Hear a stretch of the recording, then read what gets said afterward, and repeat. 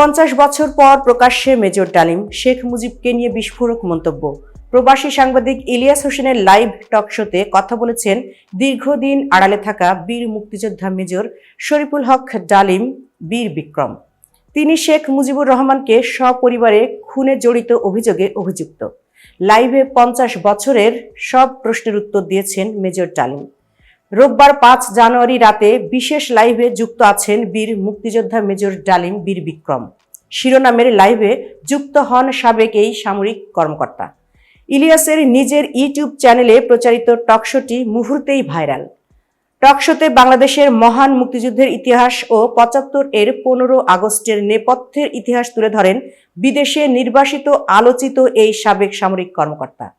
টকশোর শুরুতে মেজর ডালিম বলেন, দেশবাসীকে বিশেষ করে নতুন প্রজন্মের ছাত্র জনতাকে যারা আংশিক বিজয় অর্জন করেছেন তাদের লাল শুভেচ্ছা জানাই। বিপ্লব একটি সমাজ যে কোনো রাষ্ট্রে একটি চলমান প্রক্রিয়া। সেই অর্থে তাদের বিজয় এখনো পুরোপুরি অর্জিত হয়নি, তার জন্য আরও সময় প্রয়োজন।